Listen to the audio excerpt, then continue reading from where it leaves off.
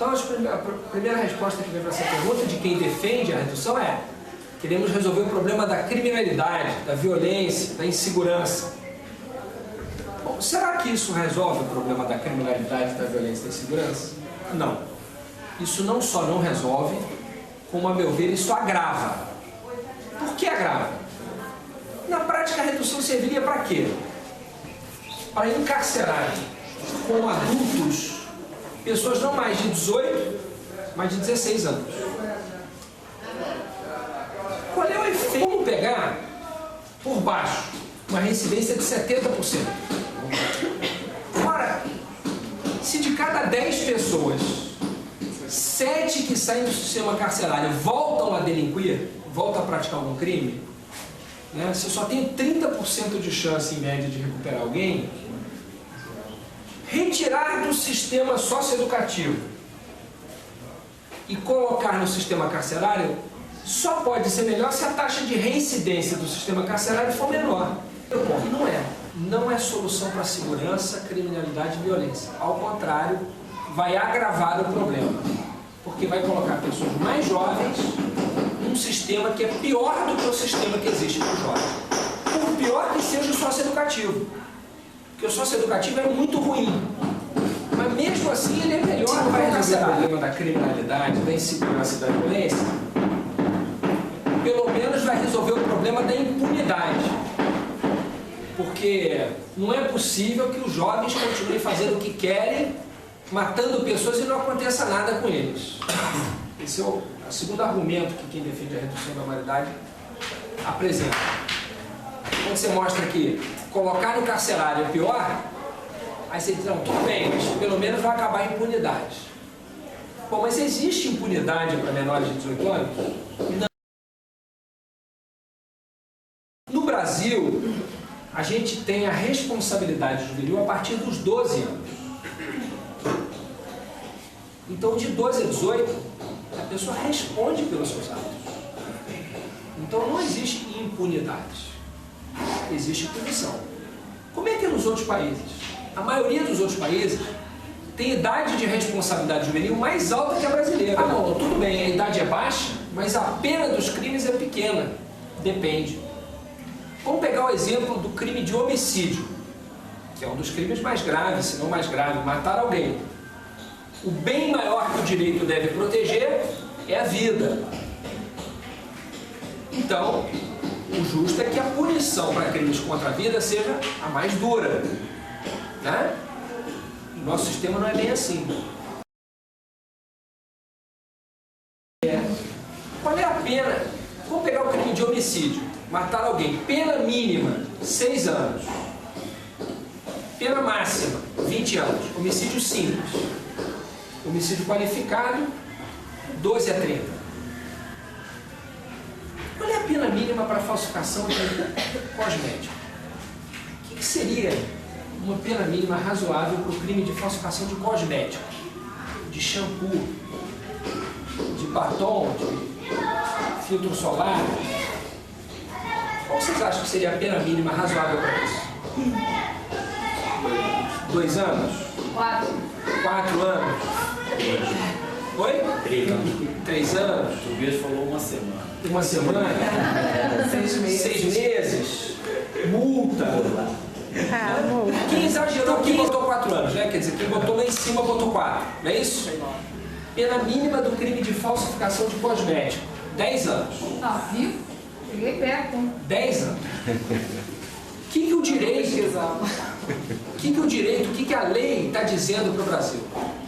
Mate alguém, mas não falsifique o cosmético. Vamos voltar para o caso do crime de homicídio. Vamos supor que um adulto mate alguém.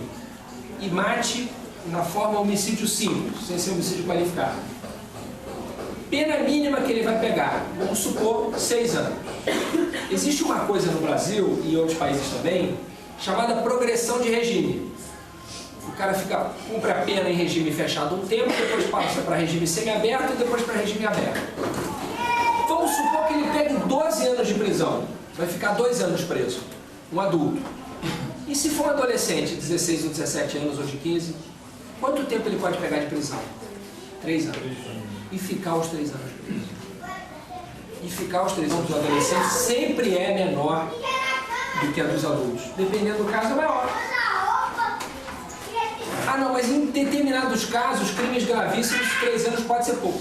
Até concordo que possa ser pouco. Não sei, mas é um debate. Agora, esse debate pode ser feito sem mudar a Constituição. Você pode discutir isso no Estatuto da Criança e do Adolescente. Para mudar isso no Estatuto da Criança e do Adolescente, você tem que ter alguns cuidados. O primeiro deles é o seguinte: nessa faixa etária, vamos pensar um garoto de 14 anos. Digamos que o cara cometa um crime grave. Aí você diz lá, 10 anos preso. Aí ele vai ficar dos 14 aos 24. Aí no Brasil, como a gente conhece o Brasil, ele vai perder o ensino fundamental, que ele não vai ter um condutor, provavelmente. Ele não vai fazer o médio, não vai ter uma profissão, não vai fazer uma faculdade. Aí tudo bem, ele ficou 10 anos preso, ele sai com 24. Ele faz o quê?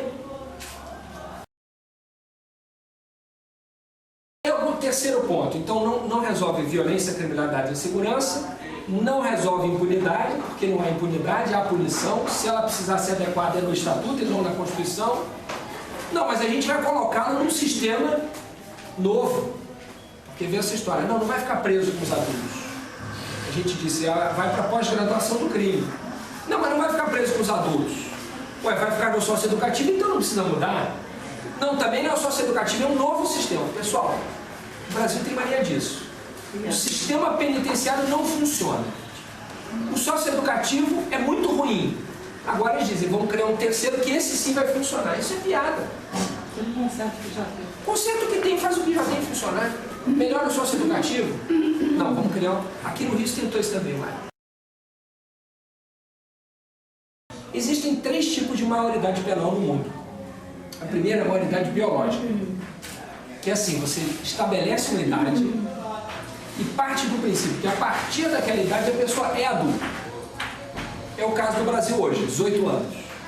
Tem países que são 21, tem países que são 16. Mas, independente da idade, são países que estabelecem uma linha de corte, que é uma idade, e a partir dali, presume-se que a pessoa tenha maturidade para entender o que está fazendo e responder pelos seus atos. É uma presunção. Né? Tem países que têm um critério biopsicológico, que diz assim, olha, a partir de uma determinada idade, responde como adulto. E a partir de uma outra, mais baixa, vai depender da maturidade. Então, a partir de 18 responde como adulto, e de 14 a 16 você vai avaliar se ele já era adulto ou não, se ele já tinha maturidade ou não. Então, mistura um critério biológico com um critério psicológico. Ou, a partir dos 14, você avalia se é... E tem outros países que adotam um critério psicológico, que não estabelece, que diz, dependendo da maturidade, analisada por uma junta de psicólogos, ou médicos, ou psiquiatras, você vai dizer se a pessoa entendeu o que estava fazendo e tinha condições de determinar o seu comportamento em função do seu entendimento. Ela diz assim, a partir de 18, responde por tudo. De 16 a 18, responde pelos seus atos dependendo do crime e não da maturidade da pessoa. Então é um critério externo de imputação da responsabilidade penal. Por exemplo, lesão corporal seguida de morte. É um dos casos lá previstos para reduzir a maioridade de 16 a 18. Então vamos pensar um caso concreto. O jovem foi numa festa, usou alguma substância, brigou, empurrou alguém, o cara caiu, bateu com a cabeça e morreu. Vai responder como adulto por esse fato. Agora, um outro cara da mesma idade dele furta um carro, usa o carro para chegar num banco eletrônico, usa dinamite furtada para explodir o caixa eletrônico, pega o dinheiro do caixa eletrônico e usa o dinheiro para organizar uma milícia. por essa regra da redução da maioridade, esse cara é criança. O da festa é adulto e esse é criança. Ou seja, esses crimes não são suficientes para reduzir a maioridade, mas a lesão corporal seguida de morte é. Percebe? Quer dizer, é absolutamente incongruente, contraditório. Mais grave do que isso, esse mesmo cara, se ele fizer as duas coisas, ele vai ser tratado por um crime como adulto e por outro como criança. Não é uma redução da maioridade no sentido estrito do termo, é uma redução condicionada de determinados, né, da punição para determinados crimes. É isso. Qual é o problema disso? Em tese, menos gente seria alcançada pela norma, mas é menos coerente. Seria mais coerente ou você baixar para 16 para tudo, que aí você entende a lógica, ou você abaixar para um critério biopsicológico, dizer, vai depender da maturidade, mas jamais condicionar a redução ao tipo de ato praticado. Ainda mais nesse caso, porque se tem uma coisa que é um deputado, que é um deputado, em geral com posições mais conservadoras, um deputado do PMDB do Rio Grande do Sul, chamado Osmar Terra, um bom deputado, um deputado bem informado, estudioso, honesto, por tudo que eu sei, assim, só vi coisas... Discordo de uma série de posições dele, mas um bom parlamentar. Ele é médico, estudou neurociência, foi chamado para a comissão e fez uma apresentação. Como ele é um deputado mais conservador, quando começou a apresentação dele, os mais conservadores da comissão começaram concordando com tudo que ele falava, achando que ele ia defender a redução da maioridade. Foi um negócio interessantíssimo. Ele foi fazendo uma apresentação em PowerPoint com imagens do cérebro, que eram aqueles exames coloridos que aparece a parte azul, outra em amarelo, outra em vermelho. E ele mostrou, isso aqui é o cérebro de uma pessoa de 16 anos, isso aqui de 17, ó, aqui e tal. E ele foi mostrando essas fotos. E ele foi conduzindo a apresentação dele para concluir no final que a redução era um erro. Lá pelo meio da apresentação, os deputados começaram a se perguntar, vem cá, qual é a posição do Osmar? Qual é a posição do Osmar? Aí, vendo que ele estava caminhando para a conclusão contrária, pararam de concordar com ele no meio da... E depois ele disse, ó, não pode reduzir por isso. Pela mesma razão, ela foi aprovada na Câmara, numa segunda votação, que foi uma manipulação inconstitucional, antirregimental. Nós entramos no Supremo com mandado de segurança contra isso, assinado por mais de 100 parlamentares, de vários partidos.